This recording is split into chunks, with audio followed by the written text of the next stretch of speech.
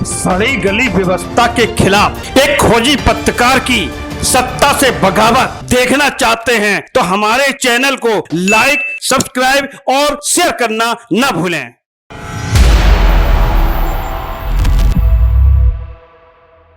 बिहार का विधानसभा चुनाव इन दिनों हर तरफ चर्चा का विषय बना हुआ है। खासकर चुनाव आयोग स्पेशल इंटेंसिव रिवीजन की कार्रवाई की वजह से और मामले को तूल देता हुआ नजर आ रहा है। दरअसल चुनाव आयोग ने वोटर लिस्ट पब्लिश करने के पहले ये फरमान मतदाताओं के लिए जारी किया है बिहार में कि 11 मान्य दस्तावेजों के आधार पर ही मतदाताओं की जांच की जाएगी, वेरिफिकेशन किया जाएगा और फिर फाइनल वोटर लिस्ट जारी की जाएगी। चुनाव आयोग के इस पहल को लेकर विपक्षी दल खासकर कांग्रेस, राष्ट्रीय जनता दल सरीखे सियासी पार्टियां चुनाव आयोग के मंशा पर लगातार सवाल खड़ा कर रही हैं। इसे बाद चुनावी मुद्दा बनाने में तुली हुई हैं। भ्रांतियां इस बात को लेकर सर्वाधिक है कि जो 11 मान्य दस्तावेज तय किए गए हैं चुनाव आयोग की ओर से, निर्वाचन आयोग की ओर से, उनमें Aadhaar card, ration card, job card, PAN card और ड्राइविंग लाइसेंस को शामिल नहीं किया गया है। और जो मान्य दस्तावेज है उनमें जन्म प्रमाण पत्र यानी कहाँ पर किसका जन्म हुआ है, क्या स्थान है, अपने माता पिता के रिकॉर्ड जैसे दस्तावेज ज्यादातर ग्रामीणों या बहुत हद तक शहरी मतदाताओं के पास भी उपलब्ध है ही नहीं। इसके अलावा एक और बड़ी चुनौती ये है कि जिन मतदाताओं का पहचान पत्र बना हुआ है उनमें से एक बड़ी आबादी जो करीब 20 से 30% के आसपास बैठती है वो बिहार से पलायन कर बाहरी दूसरे राज्यों में रोजी रोजगार करते हैं। उनके सामने इस स्पेशल इंसेंटिव रिवीजन की समस्या साफ तौर पर नजर आ रही है। या तो वो अपना सारा काम काज छोड़कर बिहार वापस जाएं और फिर वोटर लिस्ट में शामिल होने की चुनाव आयोग की प्रक्रिया को निपटाएं।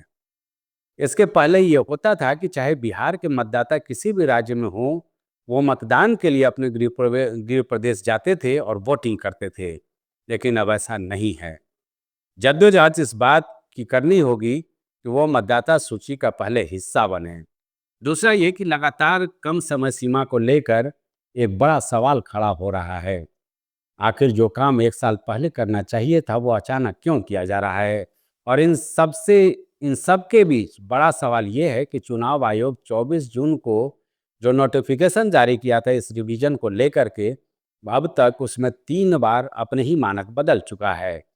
यानी कुल मिलाकर चुनाव आयोग के सामने भी एक बड़ी चुनौती है इस वेरिफिकेशन को लेकर। और अब ये कहा जा रहा है कि कुछ नहीं, बीएलओ से जो भी आपको प्रपत्र प्राप्त हो रहे हैं, मतदाताओं को मिल रहे हैं, उसे बगैर दस्तावेज के केवल फोटो के साथ ही बीएलओ को जमा कर दें, वो भी 25 जुलाई के पहले। दस्तावेज की कार्रवाई बाद में करा ली जाएगी। यानी पूरी प्रक्रिया में लोचा ही लोचा है। नमस्कार दोस्तों, मैं हूं संजय राजन। स्वागत है आपका दृष्टांत न्यूज के खास कार्यक्रम मुद्दे की बात राजन के साथ में। दोस्तों, दरअसल मैं अपने पहले के वीडियो में भी साफ कर चुका हूं कि देश की सियासत में जितना महत्व उत्तर प्रदेश का है, करीब करीब उतना ही महत्व बिहार का भी है। और खासकर तब जब नीतीश के समर्थन से ही केंद्र की मोदी सरकार टिकी हुई है। मैंने ये भी कहा था कि एनडीए के लिए किसी भी कीमत पर बिहार की सत्ता को बचाना ही उनकी मुख्य भूमिका है, या ये कहा जा सकता है कि उनके लिए बड़ी चुनौती है। वरना अगर किसी भी हालत में बिहार एनडीए के हाथ से निकल गया तो केंद्र सरकार पर भी खतरा होने से इनकार नहीं किया जा सकता। और शायद यही वजह है कि भारतीय जनता पार्टी के सारे दिग्गज, चाहे वो कहा जाए प्रधानमंत्री नरेंद्र मोदी की या फिर केंद्रीय गृह मंत्री अमित शाह की, राजनाथ सिंह की, या तमाम जो बीजेपी के दिग्गज नेता हैं, वो बिहार फतह के लिए पूरी तरह से जुटे हुए हैं। हालांकि ये सियासत का अनूठा उदाहरण है कि नीतीश बाबू की पार्टी जेडीयू को बेशक कम सीटें मिलती रही हों, लेकिन लगातार वो पिछले कई बार से मुख्यमंत्री बनने में कामयाब रहे हैं। अब बात कर ली जाए इस मुद्दे की, जिसको लेकर बड़े बड़े सवाल और मीडिया का हर तबका घंटों चर्चा करता हुआ नजर आ रहा है, वो है चुनाव आयोग की कार्यप्रणाली को लेकर। अचानक ये सूझा चुनाव आयोग को कि क्यों ना फाइनल वोटर लिस्ट जारी करने के पहले मतदाताओं का परीक्षण करा लिया जाए। बिहार में करीब 8 करोड़ मतदाता हैं और मतदाताओं के परीक्षण के लिए महज 30 दिन का समय तय किया गया और 24 जून को आदेश भी जारी कर दिया गया, नोटिफिकेशन जारी किया गया कि जिन मतदाताओं के पास 11 मान्य दस्तावेज हों उन्हें ही इस बार विधानसभा चुनाव में मतदान का अधिकार माना जाएगा। विवाद गहराता गया। जो हर आदमी के पास उपलब्ध होता है वो है Aadhaar card, PAN card, job card, driving licence. ऐसे किसी भी दस्तावेज को इन 11 मान्य दस्तावेजों में शामिल नहीं किया गया है। और जो दस्तावेज मान्य बताया गया है, मसलन जन्म प्रमाण पत्र, बैंकों का खाता या माता पिता के रिकॉर्ड, ऐसे दस्तावेज ज्यादातर ग्रामीण और शहरी अंचल के लोगों के पास है ही नहीं। इसके अलावा एक बड़ी समस्या इस बात को लेकर भी है कि बिहार से भारी तादाद यानी कुल आबादी का करीब 20 से 30% लोग रोजी रोजगार के लिए बिहार के बाहर पलायन कर गए हैं। आखिर उनका कैसे वेरिफिकेशन हो पाएगा? विपक्षी दल राष्ट्रीय जनता दल या फिर कांग्रेस सरी के दलों की बात की जाए तो सबने हर मंच से ये ऐलान करना शुरू कर दिया कि चुनाव आयोग केंद्र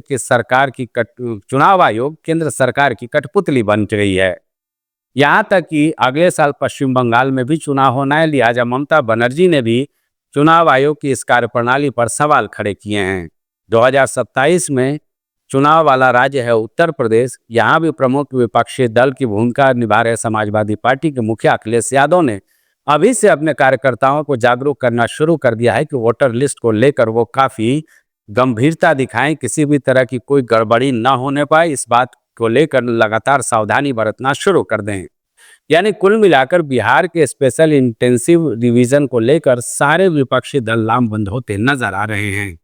दरअसल ये विवाद और तब सवालों में के घेरे में आकर खड़ा हो गया जब 24 जून को नोटिफिकेशन के बाद अब तक चुनाव आयोग को इसमें 3 बार जो मानक तय किए गए, जो 11 मानक दस्तावेज तय किए गए थे, उनमें बदलाव करना पड़ा है। और अब तो ये कहा जा रहा है, जो अभी मैं देख रहा था कि अभी जो नोटिफिकेशन जारी हुआ है चुनाव आयोग का नया, उसमें साफ तौर पर यह कहा गया है कि चूंकि 25 जुलाई तक ही वेरिफिकेशन का काम होना है और जो रिपोर्ट देख रहा था कि गांव के गांव बीएलओ रिवीजन प्रपत्र वोटरों तक पहुंचा ही नहीं पाए हैं, ऐसे में प्रपत्र में फोटो लगाकर तत्काल मतदाताओं से ये अपील की जा रही है कि बगैर किसी दस्तावेज के भी ये प्रपत्र अवश्य जमा कर दें बीएलओ के पास। भाई साहब, ऐसा लग रहा है कि लोकतंत्र के इस महापर्व को बिहार के मतदाताओं के साथ एक भद्दा मजाक बना दिया गया है। हालांकि पहले भी ये होता रहा है कि जो सूची तैयार होती है उसमें रिवीजन किया जाता है कि कितने लोगों की मौत हो चुकी है, उनका वोटर लिस्ट से नाम हटाया जाता है, या फिर कितने नए युवा मतदाता जुड़े हैं उनको वोटर लिस्ट में शामिल किया जाता है। लेकिन ये पहली बार इस तरह की प्रक्रिया अपनाई गई है कि महज 1 महीने यानी 24 जून से 25 जुलाई तक कुल 1 महीने में करीब 8 करोड़ मतदाताओं का वेरिफिकेशन करा लिया जाए। क्या यह संभव है? इतने कम समय में 8 करोड़ मतदाताओं तक पूरा चुनाव आयोग का तंत्र पहुंच पाए? सत्तारूढ़ एनडीए के घटक दल इसमें किसी भी तरह की कोई गड़बड़ी से साफ इनकार करते हैं, लेकिन तेजस्वी यादव सरी के नेता लोगों को यह समझाते हुए हर मंच से नजर आ रहे हैं कि बीजेपी और चुनाव आयोग नहीं चाहता कि अपने मताधिकार का इस्तेमाल बिहार के लोग कर सके। हालांकि ये पूरा मामला सुप्रीम कोर्ट में भी पहुंच चुका है। 7 अलग अलग याचिकाएं इस स्पेशल इंटेंसिव रिवीजन को लेकर दाखिल हुई हैं और इस पर सुनवाई भी हुई और अदालत ने 10 जुलाई को अगली तारीख भी तय कर दी है। जिन मुद्दों की बात मैं कर रहा था या जिन मुद्दों को लेकर के मैंने सवाल खड़े किए हैं, मसलन जो बिहार के बाहर के मतदाता हैं उनका क्या होगा, उनका किस तरह से वेरिफिकेशन संभव हो पाएगा, इतने कम समय में यह कैसे हो सकता है कि सारे मतदाताओं का वेरिफिकेशन सही तरीके से हो सके, जो आज तक अपना मताधिकार करते रहे हैं उन्हें आज कैसे गलत मान लिया जाए, वगैरह वगैरह। ये तमाम जो सवाल हैं इस याचिका में भी शामिल किए गए हैं, इसका हिस्सा है। अदालत ने मामले को गंभीरता से लिया है। बिहार में सियासत तो और चरम पर है ही, अब अदालत पर भी सबकी निगाहें टिकी हुई हैं और इन सबके भी चुनाव आयोग की कार्यप्रणाली भी सवाल के घेरे में खड़ी है। चलिए आगे जो होगा देखा जाएगा, लेकिन ये तो तय है कि फिलहाल बिहार का ये विधानसभा चुनाव एक हॉट केक बना हुआ है। तो दोस्तों, इस वीडियो में इतना ही। मिलेंगे कुछ और मुद्दों के साथ अपने इस कार्यक्रम में। अगर आपको हमारा यह वीडियो पसंद आए तो आप इस पर अपना लाइक और शेयर जरूर करें और हाँ, बेल आइकन दबा करके आप दृष्टांत मीडिया के साथ ज़्यादा से ज़्यादा संग तादाद में जुड़ने की कोशिश करें, जिससे हमें और ताकत मिल सके। मिलेंगे कुछ और मुद्दों के साथ। मुझे दीजिए इजाज़त। नमस्कार।